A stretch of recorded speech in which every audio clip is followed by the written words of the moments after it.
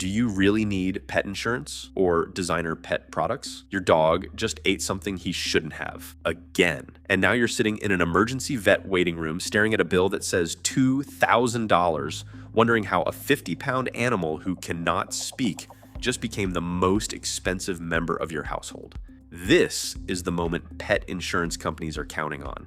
Over the last decade, something strange happened. Pets stopped being pets. They became family members. Not metaphorically, legally, financially, emotionally. People now treat their animals the way they treat children. And where there are family members, there is an entire industry ready to sell you protection, comfort, and guilt all in the same breath. Pet insurance, raw food subscriptions, designer strollers, orthopedic beds that cost more than your own mattress did in college, birthday cakes for dogs, a grooming spa day for a cat who will actively fight you for touching its paws. So let's ask the uncomfortable question. How much of this is actually protecting your pet, and how much of it is protecting your own guilt? Start with pet insurance, because this one is genuinely worth taking seriously. The average pet insurance premium runs somewhere between $30 and $70 a month, depending on the animal's age, breed, and coverage level. Over a pet's lifetime, that can easily total between $5,000 and $10,000. In exchange, you get partial reimbursement, usually 70 to 90%, on vet bills after a deductible for accidents and illnesses. Here's the math nobody puts on the commercial. Most pets statistically will cost their owners far less in actual vet care than the total amount paid into premiums.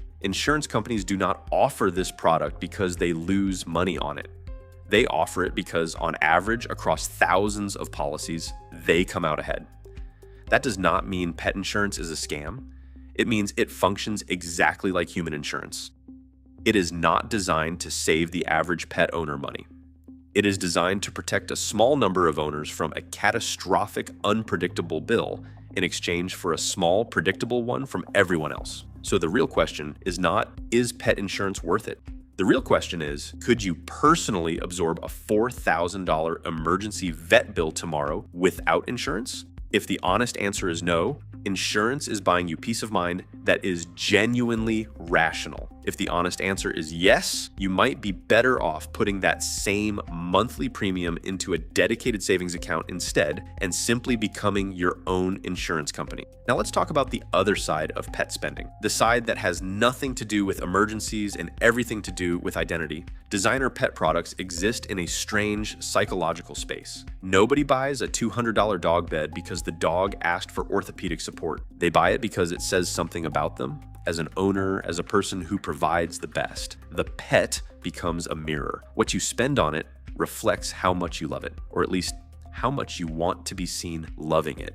This is not an accusation. It's just how the market was built. Once a category becomes emotional instead of functional, price stops being tied to necessity and starts being tied to identity. The same $40 toy that would sit unused in a bargain bin gets rebranded as premium, artisanal, limited edition, and suddenly it sells out. None of this means you're doing something wrong by spoiling your pet, but it's worth separating two very different kinds of spending that often get blurred together. One is spending that reduces real risk, like insurance or an actual emergency fund.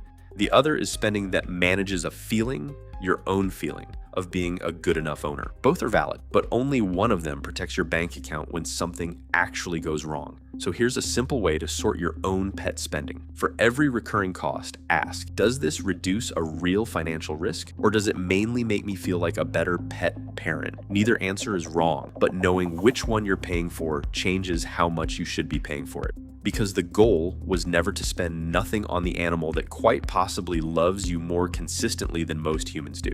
The goal is to make sure that when the real emergency comes, and eventually it usually does, you're not choosing between your pet's life and your rent, simply because the money went to the wrong kind of love in the meantime.